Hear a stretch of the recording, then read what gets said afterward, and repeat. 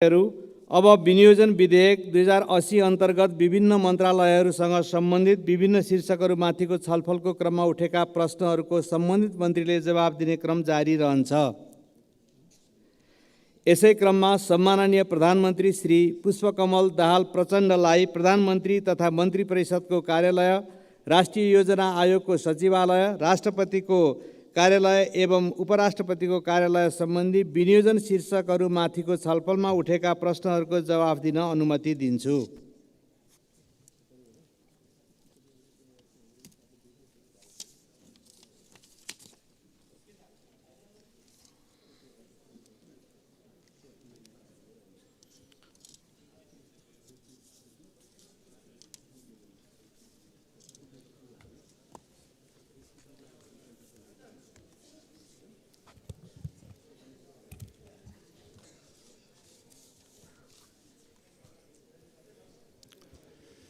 सम्मान्य सभामुख महोदय, सङ्घीय संसदको संयुक्त सदनमा प्रस्तुत भएको नेपाल सरकारको आर्थिक वर्ष 80-81 को वार्षिक बजेट तथा कार्यक्रम सम्बन्धमा राष्ट्रपतिको कार्यालय, उपराष्ट्रपतिको कार्यालय, प्रधानमन्त्री तथा मन्त्री परिषदको कार्यालय र राष्ट्रिय योजना आयोगसँग सम्बन्धित विषयमा यस सम्मानित सदनमा मान्य सदस्यहरूले छलफलको क्रममा राख्नुभएका जिज्ञासा तथा सुझावका लागि सबभन्दा पहिला त म हार्दिक धन्यवाद दिन चाहन्छु र म मान्य सदस्यहरूले उठाउनु भएका प्रश्नहरूबारे स्पष्ट गर्ने प्रयास गर्दैछु।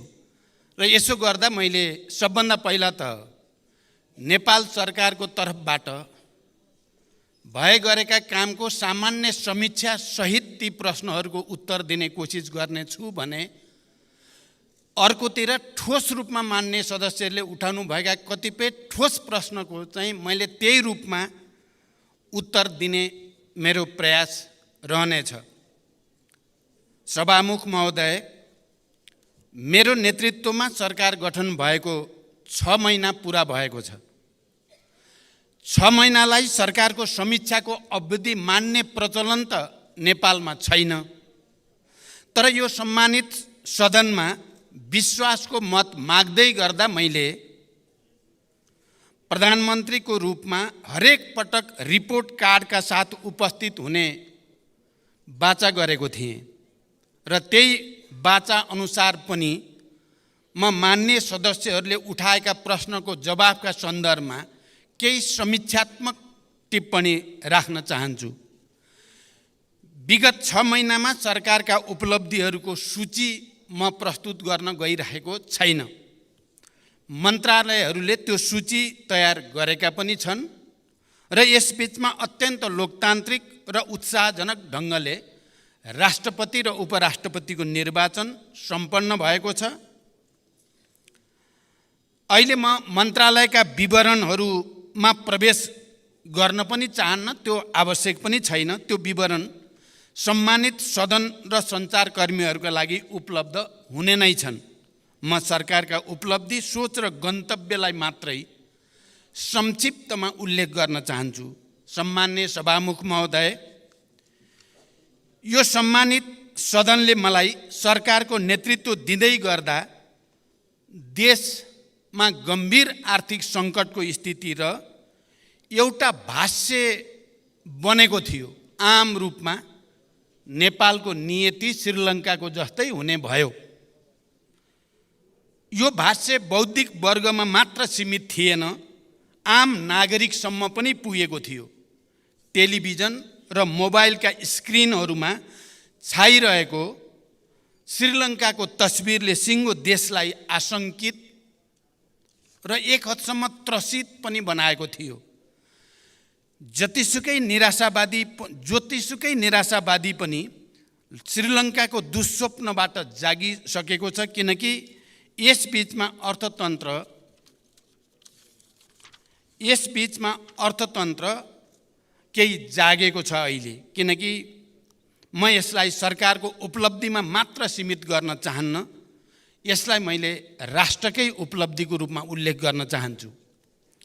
पहिले सबैजसो आर्थिक सूचकहरू अहिले सबैजसो आर्थिक सूचकहरू सकारात्मक दिशातिर अगाडि बढ्दैछन्। पछिल्लो 6 महिना यता कुल विदेशी विनिमय सञ्चिति 20.9% वृद्धि भएको छ। अब हामी 9.7 महिनाको वस्तु तथा सेवा आयात धान्न सक्ने सुरक्षित अवस्थामा रहेका छौँ। यसै गरी कुल वस्तु व्यापार घाटामा 15.2% कमी आएको छ। विप्रेषण उल्लेखनीय रूपमा वृद्धि भएको छ।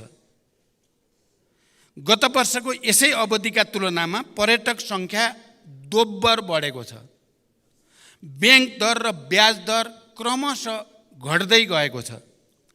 वित्तीय क्षेत्रको स्थायित्व र लगानीको वातावरणमा सकारात्मक सुधार आएको छ।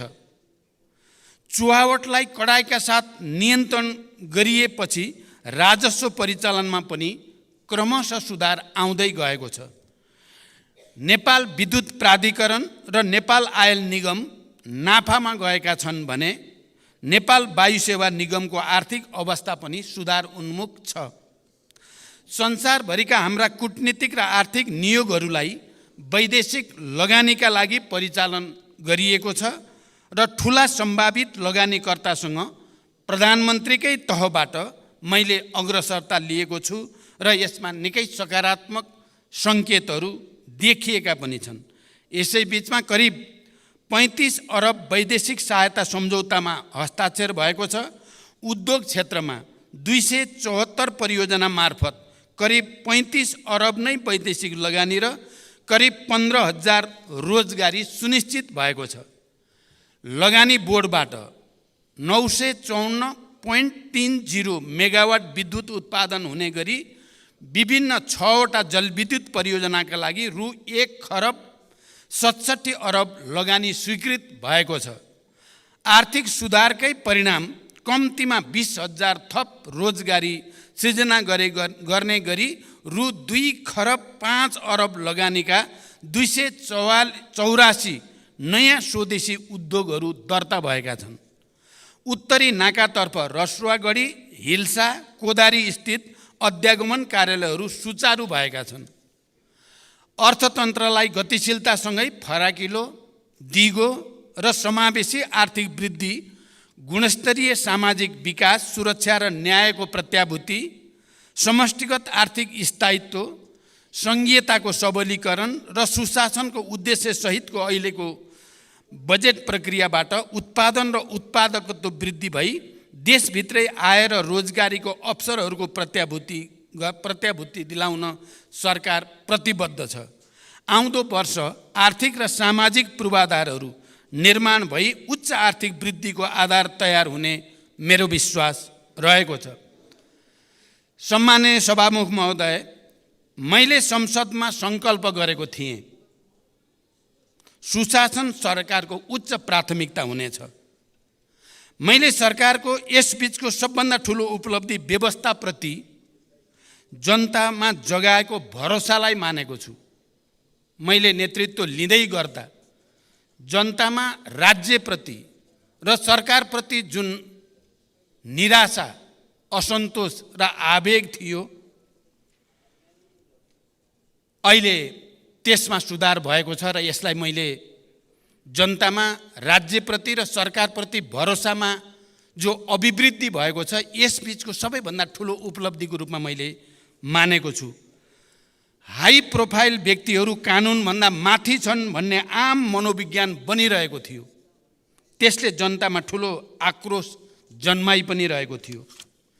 त्यो असन्तोषले लोकतन्त्रप्रति नै नकारात्मक धारणा बनिरहेको थियो र नक्कली भुटानी शरणार्थी प्रकरणमा सरकारले गरेको इतिहासकै ठुलो अनुसन्धान र कारबाहीपछि जनतामा विश्वास जाग्न सुरु भएको छ। नक्कली भुटानी शरणार्थी काण्डको सफल अनुसन्धानबाट सरकारले कानुनको सर्वोच्चता मात्र प्रमाणित गरेको छैन, लोकतन्त्रको सर्वोच्चता पनि स्थापित भएको छ। लोकतन्त्रभित्र देखा पर्ने समस्याको समाधान पनि लोकतन्त्रबाट नै प्राप्त हुन्छ भन्ने एउटा ऐतिहासिक मापदण्ड यो पटक राम्रोसँग स्थापित भएको छ। उच्च पदस्थहरू र देशको एउटा वर्ग कानुनभन्दा माथि छ भन्ने निराशावादी मान्यता गलत प्रमाणित हुँदै गएको छ। यो काण्डको सफल अनुसन्धानसँगै अब लोकतन्त्रको सर्भिसिङ र शुद्धिकरण पनि सुरु भएको छ। संसद र आम जनसमुदायलाई म यही रोस्टमबाट विश्वास दिलाउन चाहन्छु, यो शुद्धिकरण यतिमा रोकिने छैन, यो निरन्तर अगाडि बढ्नेछ। हिजोबाट प्रधानमन्त्री निवास नै निल्न खोज्ने ललिता निवास काण्डका अभियुक्तहरू पक्राउ पर्न थालेका छन्। मिटर ब्याजी र सहकारीका ठगहरूमाथि कारबाही सुरु भइसकेको छ। वर्षौंदेखि विकृतिको डुङ्गुर सफा गर्ने सुशासनको यो लडाइँमा मलाई सदन र जनताको अझ धेरै समर्थनको आवश्यकता रहेको मैले महसुस गरेको छु र यो लडाइँमा मलाई सदनको पनि र आम जनताको पनि अझ ठुलो हौसला र सहयोग प्राप्त हुने विश्वास पनि म व्यक्त गर्न चाहन्छु।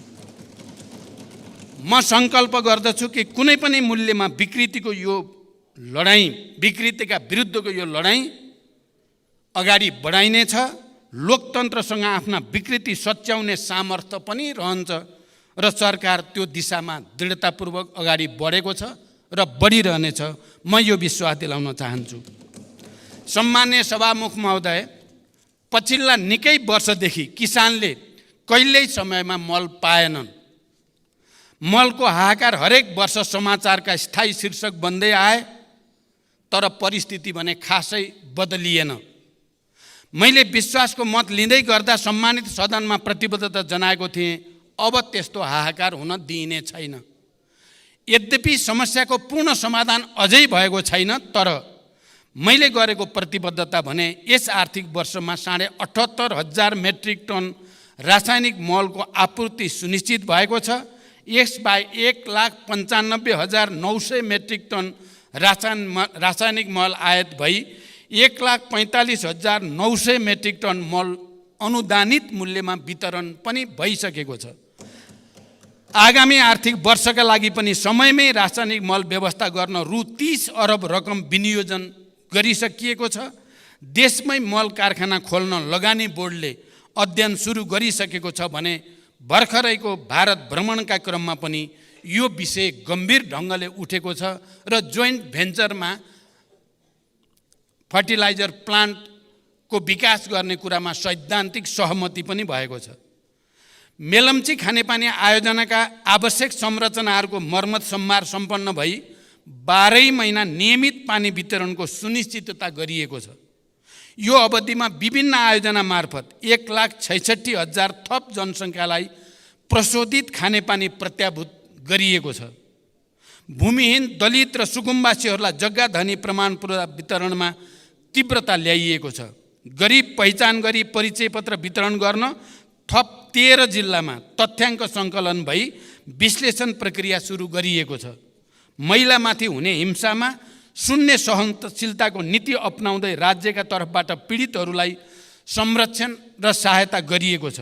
मुक्त कमैया, मुक्त हलिया, मुक्त कमलरी, हरुवा चरुवा लगायतका समस्याको दिगो र शीघ्र समाधान गर्न सम्बन्धित निकायहरूलाई क्रियाशील बनाउँदै लगिएको छ।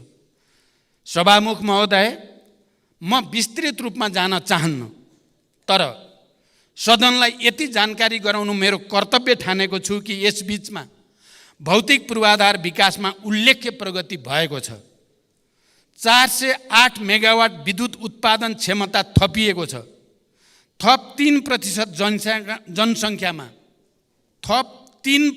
जनसङ्ख्यामा विद्युतको पहुँच पुगेको छ भने विद्युतमा 100% जनताको पहुँच हुने सबै आधार तयार भएको छ। राष्ट्रिय स्तरका विकास आयोजना कार्यान्वयनमा देखिएका नीतिगत तथा अन्तर्निकाय समन्वय लगायतका समस्या समाधान गर्न 7 प्रदेशका मुख्यमन्त्री सहित राष्ट्रिय विकास समस्या समाधान समितिको बैठक सम्पन्न भएको छ र दिगो विकासका लागि लक्ष्यका सूचकहरूको पुनरावलोकन गरिएको छ र भने विकास सम्बन्धी बेग्लै कानुन निर्माणको प्रक्रिया अगाडि बढेको छ। अन्तर प्रदेश समन्वय परिषदको बैठक डाकिएको छ र त्यसमा समन्वयलाई अझ सुदृढ गर्ने प्रक्रिया अगाडि बढाइँदैछ। भर्खरको मेरो औपचारिक भारत भ्रमण सफल भएको छ। भ्रमणमा नेपाल र भारत बीच 10 वर्षमा 10,000 मेगावाट विद्युत निर्यात गर्ने गरी दीर्घकालीन विद्युत व्यापार सम्झौतामा प्रारम्भिक हस्ताक्षर भइसकेको छ।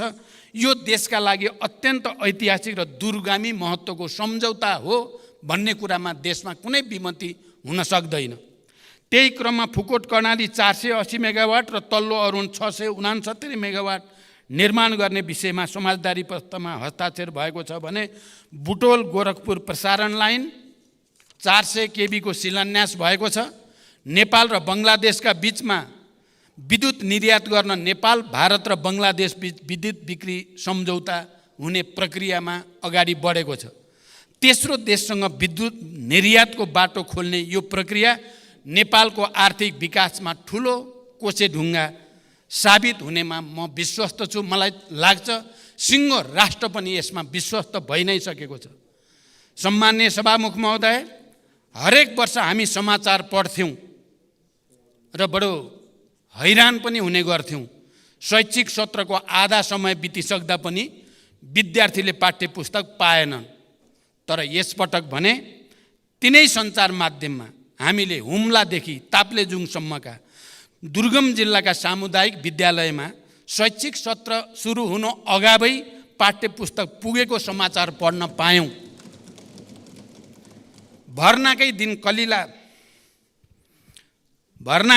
कलिला विद्यार्थीहरूले मुस्कुराउँदै किताब समातेका सुन्दर तस्बिर पनि हामीले अहिले समाचार पत्रहरूमा देख्न र पढ्न पायौँ। केही महिना अघिसम्म विद्यार्थीहरू नो अब्जेक्सन सर्टिफिकेट लिन भक्तपुरको सानो ठिमेमा मध्यरातदेखि कम्बल बोकेर लाइनमा बसेका समाचार आउने गर्दथे। विदेशमा पढ्न हिँडेका युवा विद्यार्थीमा त्यो यातनाले व्यवस्था र अवस्थाप्रति पक्कै पनि वितृष्णा जगाउने गर्दथ्यो। अहिले त्यो सर्टिफिकेट आफ्नै मोबाइलमा प्राप्त गर्न सकिने भएको छ र विद्यार्थीहरूमा एउटा नयाँ आशा, भरोसा र हौसला बढेको छ।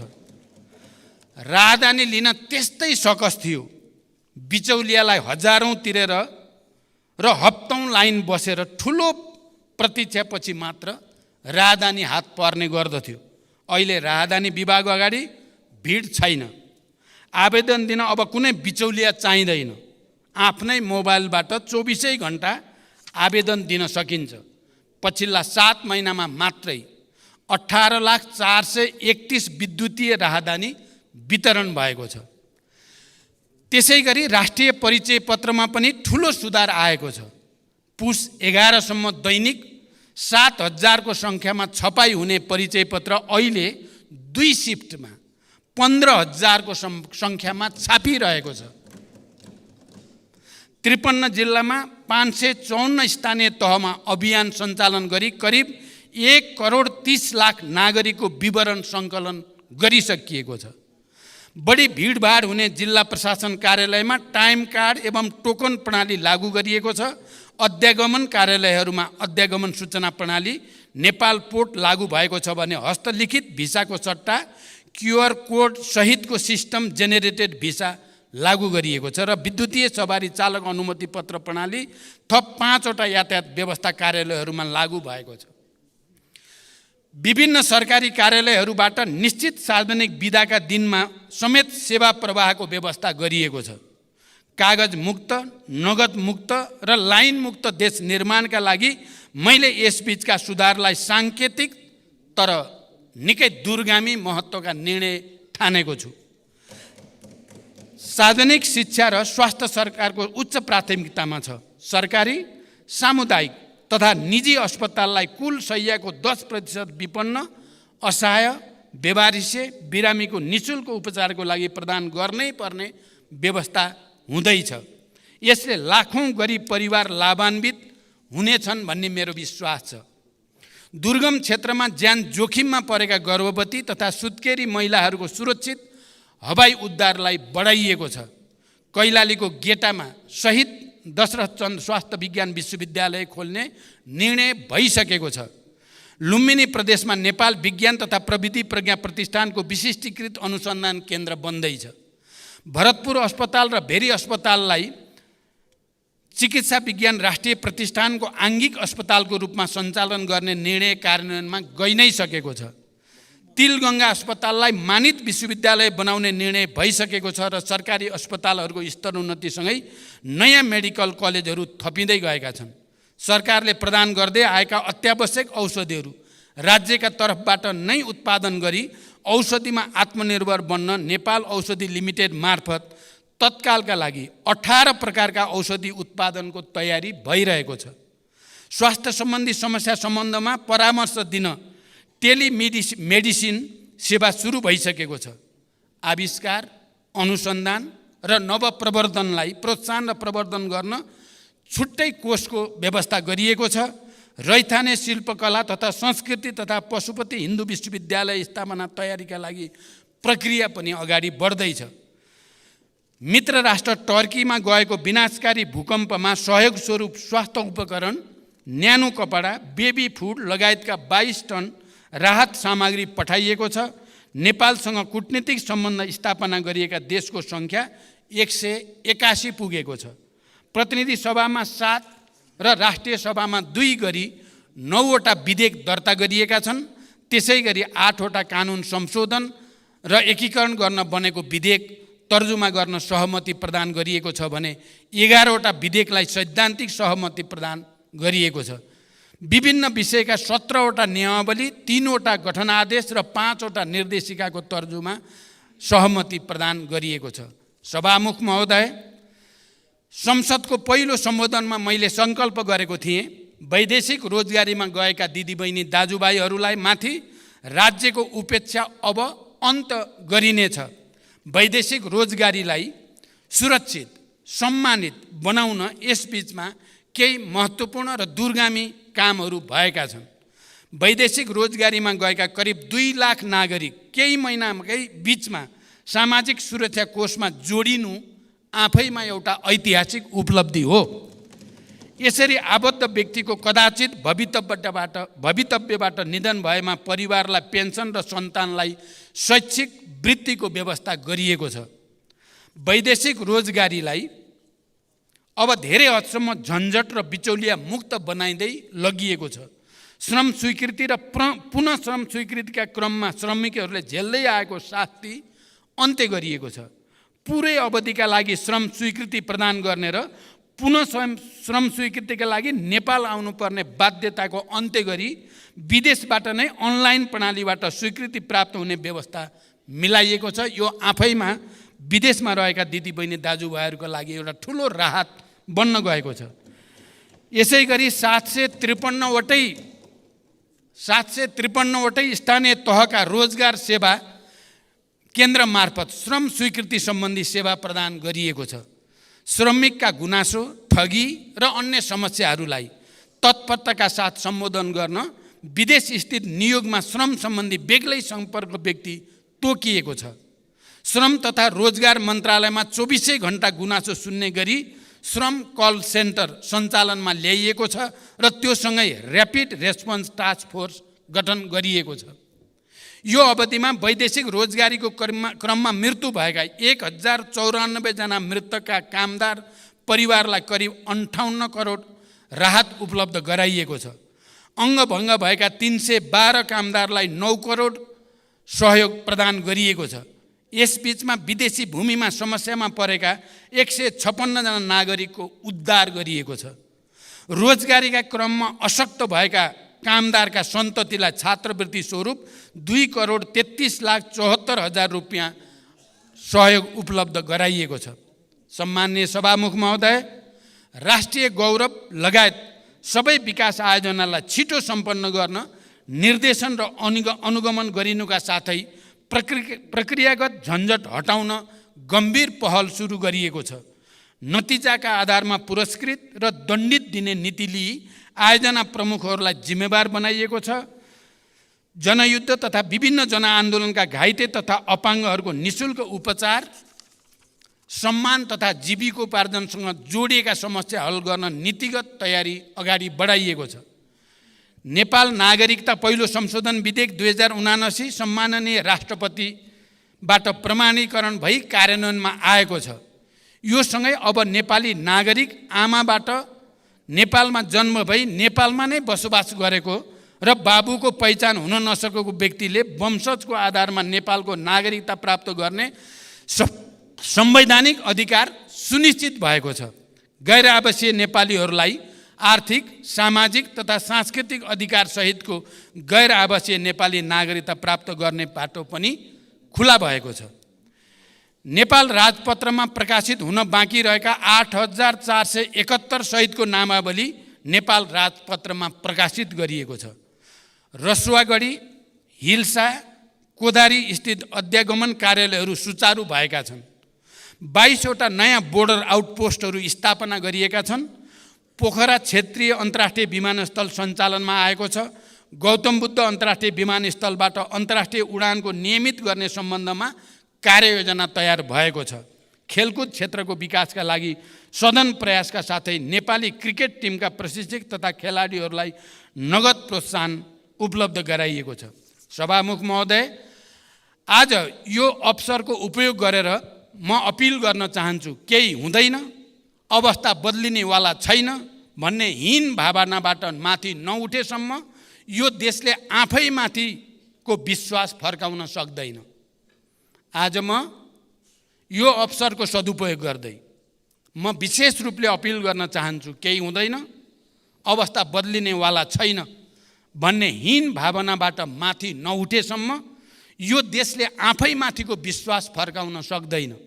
म दोस्रो पटक प्रधानमन्त्री हुँदा देशमा 18 घण्टासम्म लामो लोड सेडिङ थियो भन्ने कुरा हामी कसैले बिर्सेका छैनौँ। केही महिनामै हामीले लोड सेडिङ मुक्त उज्यालो नेपाल बनायौँ र आज केही वर्षमै भारत र बङ्गलादेशलाई समेत बिजुली बेच्ने ठाउँमा हामी आइपुगेका छौँ। दृढ इच्छा शक्तिका साथ पहल गर्यो भने धेरै चिज हुन सक्छ भन्ने कुराको यो ठोस सबुत हो। पेट्रोलियम पदार्थको आयात न्यून बनाएर 10,000 मेगावाट बिजुली निर्यात गर्ने उत्साहजनक बिन्दुमा हामी आज आइपुगेका छौँ र यति उज्यालो भविष्यको यति नजिक, देशको यति उज्यालो भविष्यको यति धेरै नजिक हामी यसअघि कहिले पनि थिएनौँ। तर सामाजिक सञ्जालका चित्रहरूले राष्ट्रका प्राथमिकताहरूलाई विषयान्तर गरिरहेको भान हुन्छ।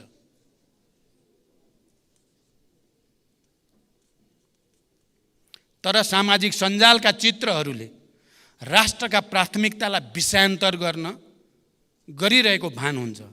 हामीले गम्भीर भएर सोच्ने बेला आएको छ। कतै हामी बीच विषय विज्ञता भन्दा, ज्ञान र विवेक भन्दा निन्दाबाजी र आवेगता हाबी हुँदै गएको छैन। जनताका वास्तविक मुद्दाहरू हराउँदै गएर सतही, सस्ता, बाजारू विषयले महत्त्व पाएर जनतामा निराशा र असन्तुष्टि फैलाउने काम त हामीले गरिरहेका छैनौँ। कतै हाम्रै व्यवहारले राजनीतिको चरित्र र चेहरा त कमजोर बनिरहेको छैन।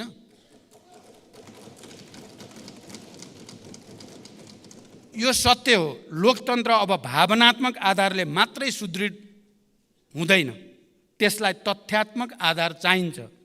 मतदाताको रूपमा देशमा एउटा नयाँ पुस्ता तयार भइसकेको छ, जसले त्यस्तो पुस्ता जसले युद्धको विभीषिका देख्नु परेन। विद्यालयमा पुग्न 3-4 घण्टा पैदल हिँड्नु परेन। त्यो पुस्ताले यो देशमा कुनै दिन इन्टरनेट, टेलिफोन काटेर एयरपोर्ट र सडकसम्म बन्द गरेर देशमा चलाइएको शाही शासन देखेन।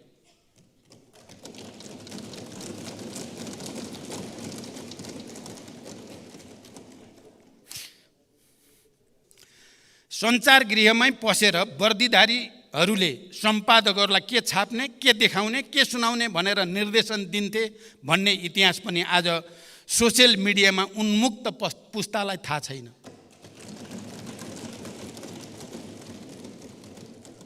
आज त्यो पुस्तालाई हिजो देशमा दुधकै नदी बहन्थ्यो झैँ भन्ने भाष्य खडा गरेर लोकतन्त्रबाट दिग्भ्रमित पार्ने अधिकार हामी कसैलाई पनि छैन। 20 वर्ष अघि र आजको जनताको जीवनस्तरमा आएको परिवर्तनलाई बिर्साउन खोजिँदैछ। सुशासनमा समस्याले यो अवस्था सिर्जना भयो। सुशासनको प्रत्याभूति गर्दै लोकतन्त्रको सुदृढीकरणका लागि सिङ्गो संसद एक ठाउँमा उभिनेछ भन्ने मेरो विश्वास सुदृढ हुँदै गएको छ। हाम्रो सार्वजनिक बहसको स्तर खस्किँदैछ। चौतर्फी अविश्वास खडा गर्ने र लोकतान्त्रिक संस्था विरुद्ध मोहभङ्ग पैदा गर्ने प्रयासहरू भइरहेका देखिन्छन्। संसदसँगै पनि कहिलेकाहीँ मेरो गुनासो रहने गरेको छ। भर्खरको मेरो भारत भ्रमणमा वर्षौँदेखि रोकिएको नेपाल भारत पारवान सन्धि संशोधनसहित नवीकरण गरियो। भारत र तेस्रो विश्वसम्म विद्युत निर्यातका लागि ऐतिहासिक ब्रेक थ्रु भयो।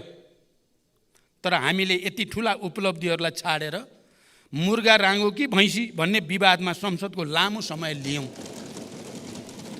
यस्ता घटनाबाट जनतामा पर्ने प्रभावबारे यो सम्मानित सदन गम्भीर हुनेछ भन्ने म विश्वास व्यक्त गर्न चाहन्छु। सम्मान्य सभामुख महोदय, सामाजिक न्याय, सुशासन र समृद्धिलाई सरकारले सर्वोपरि लक्ष्यको रूपमा लिएको छ। संस्थागत तथा प्रक्रियागत सुधारका कार्य सरकारको उच्च प्राथमिकतामा छन्। समावेशी सङ्घीय लोकतान्त्रिक शासन व्यवस्थाको सुदृढीकरण, अर्थतन्त्रको पुनरुत्थान र सबलीकरण, सार्वजनिक सेवा प्रवाहमा सुधार र सरलीकरण, नागरिक मैत्री प्रशासनको स्थापना, भ्रष्टाचार नियन्त्रण र राज्यको सबै तहमा सुशासनको प्रवर्धनमा सरकार निरन्तर सक्रिय रहेको छ र निरन्तर सक्रिय रहनेछ। विकास निर्माणमा तीव्रता, शान्ति प्रक्रियाको तार्किक निरूपण, सामाजिक न्यायको प्रत्याभूति, स्वतन्त्र र सन्तुलित परराष्ट्र नीतिको अवलम्बनबाट राष्ट्रिय हितको अधिकतम रक्षाको लागि सरकारको प्रतिबद्धता म फेरि यो सम्मानित सदन समक्ष दोहोऱ्याउन चाहन्छु। सरकारलाई निरन्तर साथ र सहयोगका लागि आम जनसमुदाय, प्रशासन यन्त्र, संसद, गठबन्धनका सहयात्री, सञ्चार जगत, मित्र राष्ट्रहरू, सबै राजनीतिक दलहरूप्रति म आभार प्रकट गर्दै भविष्यमा पनि यसको निरन्तरताको अपेक्षा गर्दछु। आउँदा दिनमा यो सम्मानित सदनमा राष्ट्रको आर्थिक र सामाजिक जीवनका अझ धेरै उत्साहजनक र सुखद सूचकाङ्कहरू पेश गर्ने प्रतिबद्धता पनि म जनाउन चाहन्छु। सम्मान्य सभामुख महोदय, मैले थोरै समीक्षात्मक यति टिप्पणी राखिसकेपछि म अब सिधै बजेटबारे उठेका केही ठोस प्रश्नको ठोस उत्तरतिर जान चाहन्छु। पहिलो र अलि सैद्धान्तिक र राजनीतिक महत्त्वको विषयमा यो सम्मानित सदनको ध्यान आकर्षण गर्न चाहन्छु। मैले पहिले पनि साङ्केतिक रूपमा भनेको छु, हाम्रो नीति कार्यक्रम, सरकारको नीति कार्यक्रम घोषणा गर्ने प्रक्रिया परम्परा र त्यसलाई पारित गर्ने हाम्रो प्रणाली र लगत्तै बजेट वक्तव्य पाठ गर्ने र त्यसलाई पारित गर्ने प्रक्रिया र प्रणाली हाम्रो परम्परागत छ। यसले मान्य सदस्यहरूको लोकतान्त्रिक अधिकार र नीति कार्यक्रम, सरकारको नीति कार्यक्रम बनाउने कुरा र बजेट निर्माणको कुरामा जुन सक्रियता र योगदान संस्थागत हुनुपर्ने हो, त्यस्तो हुने गरेको छैन। मैले पहिला पनि भनेको छु, यो प्रक्रियालाई हामीले यसै पटक बदल्ने सोच त बनायौँ। यसै पटक नीति कार्यक्रम र बजेटको बीचको अवधि बढाउने, नीति कार्यक्रमको विषयमा सदनमा छलफल गरेपछि सांसदहरूले प्रस्तुत गरेका विषय समेतलाई समावेश गरेर त्यसलाई परिमार्जित गरेर टुङ्ग्याउने, त्यसै गरिकन नीति कार्यक्रमले अङ्गीकार गरेको विषयलाई आधार बनाएर बजेट निर्माण गर्ने र त्यो बजेटमाथि पनि सबै मान्य सदस्यहरू निर्वाचितदेखि समानुपातिक राष्ट्रिय सभाका सबैको पनि योगदानबाट त्यसलाई पनि संशोधन र परिमार्जन गर्ने र त्यसलाई एउटा नयाँ निष्कर्षमा पुर्याउने जमर्को हामीले नगरेको होइन। तर यो पटक हामीलाई समयको साह्रै ठुलो दबाब रह्यो, हामीले त्यसो गर्न सकेनौँ। म त्यसकारण नीति कार्यक्रम र बजेटका सन्दर्भमा यो सम्मानित सदन समक्ष र सबै राजनीतिक दल र नेताहरूलाई, राष्ट्रिय सभाका मान्य सदस्यहरूलाई पनि र सम्पूर्ण बुद्धिजीवी नागरिक समाज र आम जनतासँग पनि म एउटा अपिल गर्न चाहन्छु। बजेट निर्माण प्रणालीमा सुधारका सम्बन्धमा सम्मानित यस सदनमा मान्य सदस्यहरूबाट जिम्मेवारीपूर्वक सुझावहरू प्रस्तुत त भएका छन्। बजेट निर्माण प्रणालीमा सुधार ल्याउनकै लागि आर्थिक वर्ष 2080-81 को बजेट वक्तव्यको बुँदा नम्बर 29 मा आगामी वर्षदेखि मन्त्रालयगत बजेट सीमा निर्धारण भए पश्चात फागुन मसान्तभित्र विनियोजन विधेयकका सिद्धान्त र प्राथमिकता सङ्घीय संसदमा पेश गर्ने व्यवस्था मिलाइनेछ। यसबाट विनियोजन विधेयकका सिद्धान्त र प्राथमिकता उप पर्याप्त छलफल गरी मान्य सदस्यहरूबाट प्राप्त मार्गदर्शन र सुझावका आधारमा यथार्थपरक बजेट तर्जुमा गर्न सघाउ पुग्ने विश्वास लिएको छ भन्ने विषय प्रस्तुत गरेको छु। बजेट निर्माणमा सांसदको कुनै पनि भूमिका नभएको आजसम्मको बजेट निर्माण गर्ने प्रणालीलाई परिवर्तन गर्दै आगामी वर्षदेखि बजेट निर्माण गर्ने कार्यमा प्रतिनिधि सभाका प्रत्यक्ष निर्वाचित सांसदको संयोजकत्वमा सम्बन्धित क्षेत्रका अन्य सांसदहरू समानुपातिक समेत राष्ट्रिय सभाका पनि सांसदहरू समेतको सल्लाह अनुसार बजेट निर्माण गर्ने परिपाटी सुरु गर्ने सम्बन्धमा सम्मानित सदनमा प्रतिबद्धता व्यक्त गर्दछु र यसमा सबैको सहयोगको निम्ति म हार्दिक अपिल र अनुरोध पनि गर्न चाहन्छु। यसले हाम्रो असफल भइसकेको विकास प्रक्रियालाई, नीति कार्यक्रम र बजेट निर्माण प्रक्रियालाई सुधार गर्नेछ र त्यसले देशलाई नयाँ गति दिनेछ भन्ने म विश्वास पनि व्यक्त गर्न चाहन्छु। संविधानमा व्यवस्था भएका मौलिक हकको संरक्षण र कार्यान्वयन गर्नु राज्यको प्रमुख दायित्व हो। नागरिकले प्रत्यक्ष महसुस गर्ने गरी संविधानमा उल्लेखित मौलिक हकको कार्यान्वयन गर्न सरकार सदैव अग्रसर छ। यसका लागि आवश्यक कानुनहरूको तर्जुमा गरिनुको साथै सरकारको आवधिक योजना तथा वार्षिक कार्यक्रम मार्फत कार्यान्वयनमा जोड दिएको बेहोरा यस सम्मानित सदनमा जानकारी गराउन चाहन्छु। संविधानत नेपालको राष्ट्रिय एकताको प्रतीकका रूपमा सम्मानित राष्ट्रपति संविधानको पालक र संरक्षक मानिएको छ। सम्मानित राष्ट्रपति संस्थाले नेपालको संविधान, सङ्घीय कानुन एवं नेपाल सरकार मन्त्री परिषदको सिफारिस समेतका आधारमा नेपाली जनताको सर्वोत्तम हित र कल्याणका लागि संविधान र सङ्घीय कानुन बमोजिम कार्य सम्पादन गर्दछ। राष्ट्रपतिले आफ्नो पदीय काममा सहयोग पुर्याउन राष्ट्रपति र उपराष्ट्रपतिको पारिश्रमिक तथा सुविधा सम्बन्धी ऐन 2074 मा बढीमा 7 जना विज्ञ नियुक्त गर्न सक्ने कानुनी व्यवस्था भए पनि 5 जना विज्ञ मात्र नियुक्त भई कार्यरत हुनुहुन्छ। म यो जानकारी गराउन चाहन्छु। प्रधानमन्त्री तथा मन्त्री परिषदको कार्यालयको सुधारको सम्बन्धमा मान्य सदस्यहरूले दिनुभएको सुझाव सान्दर्भिक र महत्त्वपूर्ण रहेका छन्। नेपाल सरकार कार्यविभाजन नियमावली अनुसार यस कार्यालयले मुख्यतः नेपालको शासन व्यवस्थाको सामान्य निर्देशन, नियन्त्रण र सञ्चालन तथा सङ्घ, प्रदेश र स्थानीय तहको समन्वय र सहजीकरण गर्ने, सरकारी निकायका काम कारबाहीको समन्वय, अनुगमन र सहजीकरण, सुशासन प्रवर्धन एवं प्रशासनिक सुधार जस्ता महत्त्वपूर्ण जिम्मेवारी वहन गर्दै आएको छ। नेपालको संविधान बमोजिम प्रधानमन्त्री र मन्त्री सामूहिक रूपमा सङ्घीय संसदप्रति उत्तरदायी हुने र आफ्नो मन्त्रालयको कामका लागि व्यक्तिगत रूपमा प्रधानमन्त्री र संसदप्रति उत्तरदायी रहने व्यवस्था रहेको छ। प्रत्येक विभागीय मन्त्री र आफ्नो मन्त्रालयको कार्यप्रति प्रधानमन्त्रीप्रति समेत उत्तरदायी रहेर कार्य सम्पादन गरिरहेको जानकारी पनि म गराउन चाहन्छु। मन्त्रालयका काम कारबाही प्रधानमन्त्रीसँगको समन्वयमा नै सम्पादन भइरहेका छन्। सबै मन्त्रालय तथा निकायहरूलाई उपलब्ध स्रोत साधनको सीमाभित्र रही सन्तुलित विभाजनको प्रबन्ध गरिएको छ।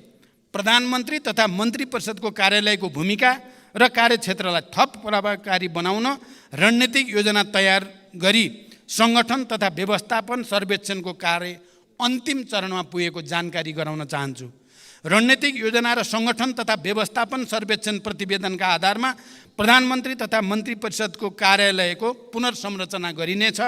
राष्ट्रिय अनुसन्धान विभाग, सम्पत्ति शुद्धिकरण अनुसन्धान विभाग, राजस्व अनुसन्धान विभाग लगायतका निकायहरूको कार्य सम्पादन प्रभावकारिताका सम्बन्धमा मान्य सदस्यहरूले देखाउनु भएको चासोप्रति म सकारात्मक छु र आफ्नो तर्फबाट त्यसमा सुधारको निम्ति पहल गर्ने विश्वास पनि दिलाउन चाहन्छु। योग्यता, क्षमता र निकायगत कार्य प्रकृतिको आधारमा प्रधानमन्त्री तथा मन्त्री परिषदको कार्यालयका साथै मन्त्रालय निकायमा सचिव लगायत सबै कर्मचारीहरूको पदस्थापन तथा सरुवा गर्ने व्यवस्था मिलाइएको छ। कर्मचारीलाई उत्प्रेरित गराउँदै कार्य सम्पादन स्तरका आधारमा आफ्नो कामप्रति उत्तरदायी बनाउने र प्रोत्साहन तथा दण्डको नीति लिइएको छ। मैले सरकारका उच्च पदस्थ पदाधिकारीहरूलाई जनताप्रति उत्तरदायी भई कार्य सम्पादन गर्न कडा निर्देशन दिँदै आएको छु। कुनै अमुक निकायमा पदस्थापन तथा सरुवा भई जान जोडबल गर्ने र कुनै निकायका पदहरू लामै समयसम्म रिक्त रहने परिपाटीको छिटै अन्त्य गरिँदैछ। प्रधानमन्त्री तथा मन्त्री परिषदको कार्यालयमा रहेको एक्सन रुमको प्रयोग गरी राष्ट्रिय गौरवका तथा ठुला आयोजनाको नियमित अनुगमन गर्ने र प्रदेशसँग समन्वय गर्न सुरुवात गरिएको छ। आज बिहान मात्रै पनि मैले यसै प्रविधिको प्रयोग गरी एक्सन रुमको प्रयोग गरी आज बिहान मात्रै मैले सुनसरी मरिन डाइभर्सन र बबई डाइभर्सन आयोजनाको हेडवर्क्सको अनुगमन गरेँ र त्यो प्रभावकारी हुने विश्वास पनि महसुस गरिएको छ। सङ्घीय मन्त्री परिषद अझै सानो बनाउनुपर्छ भन्ने मान्यज्यूहरूको सुझावमा म आफू सहमत छु। यस विषयमा संसदमा रहेका सबै राजनीतिक दलबीच छलफल गरेर साझा सहमति निर्माण गर्न आवश्यक छ। राष्ट्रिय योजना आयोगलाई सरकारको विशिष्टीकृत संस्थाको रूपमा विकास गर्दै यसको भूमिका थप प्रभावकारी बनाउन पुनर्संरचना गर्ने तयारी रहेको पनि म जानकारी गराउन चाहन्छु।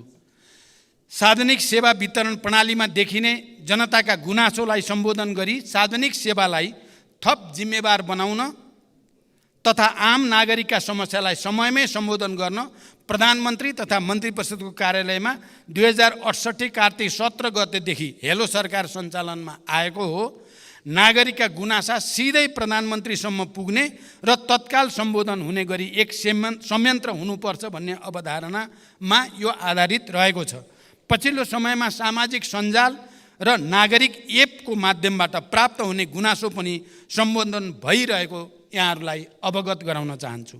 विद्युतीय पोर्टल मार्फत नेपाल सरकारका सबै मन्त्रालय, केन्द्रीय निकाय तथा तिनै तहका सार्वजनिक निकायहरूको काम कारबाहीका बारेमा प्राप्त हुने जनगुनासोको व्यवस्थापन गर्न प्रभावकारी देखिएको यो प्रणाली सुसञ्चालनका लागि स्रोत साधनको अभाव हुन दिइने छैन। सम्पत्ति शुद्धिकरण र आतङ्कवादी क्रियाकलापमा वित्त परिचालन विश्वव्यापी समस्याको रूपमा रहेको छ। विश्वव्यापी सम्पत्ति शुद्धिकरण र आतङ्कवादका बीच वित्त परिचालनबारे निगरानी गर्ने संस्था फाइनेन्सियल एक्सन टास्क फोर्सले तय गरेका 40वटा परिसूचकका आधारमा रहेर एसिया पेसिफिक ग्रुपसँगको सहकार्यमा नेपालको पारस्परिक मूल्याङ्कनको कार्य भइरहेको छ। यस संस्थाको निकट भविष्यमा नै हुने बैठकमा सम्पत्ति शुद्धिकरण निवारण र आतङ्कवादी क्रियाकलापमा वित्त परिचालनका सम्बन्धमा नेपालले गरेका कार्यहरूको प्रगतिबारे प्रस्तुत गरी अन्तर्राष्ट्रिय समुदायलाई आश्वस्त गराइँदैछ। नेपाल भारत बीचको सीमा समस्या सम्बन्धमा मेरो हालै सम्पन्न भारत भ्रमणका क्रममा गम्भीर छलफल भएको छ र भारतीय प्रधानमन्त्री श्री नरेन्द्र मोदीजीबाट प्रतिबद्धता व्यक्त गर्नुभएको विषय मैले यस सम्मानित सदन समक्ष जानकारी पहिले नै गराइ नै सकेको छु। स्वच्छ र निष्पक्ष रूपमा निर्वाचन गराउनु निर्वाचन आयोग र सरकारको कर्तव्य हो। निर्वाचन आयोगले प्रत्येक निर्वाचनमा राजनीतिक दलले गर्न पाउने खर्चको सीमा तोकेको छ, साथै निर्वाचन आचार संहिताको समेत व्यवस्था गरेको छ। निर्वाचन कानुन तथा आचार संहिता विपरीत भएका कार्यमा कानुन बमोजिम कारबाही पनि गरिएको छ। सबै राजनीतिक दलसँग सहकार्य गरी स्वतन्त्र, निष्पक्ष र भयरहित वातावरणमा निर्वाचन गराउन सरकार प्रतिबद्ध छ। खोप विश्वविद्यालयको सन्दर्भमा मान्यज्यूले उठाउनु भएको विषयलाई कानुन बमोजिम सहजीकरण गर्न सम्बन्धित निकायलाई निर्देशन दिइएको जानकारी गराउन चाहन्छु।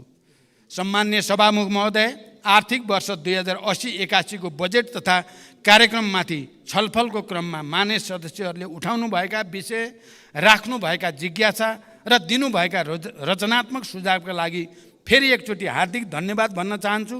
यस सम्मानित सदनमा उठेका विषय र प्राप्त सुझावहरूलाई सरकारको कार्य सम्पादन र नीति निर्माणमा यथोचित सम्बोधन गरिने प्रतिबद्धता पनि व्यक्त गर्न चाहन्छु। आगामी दिनमा पनि मान्य सदस्यहरूबाट रचनात्मक सुझाव मार्गदर्शन प्राप्त हुने विश्वास व्यक्त गर्दै मैले आफ्नो प्रस्तुति टुङ्ग्याउँछु। धन्यवाद। अभिवादन।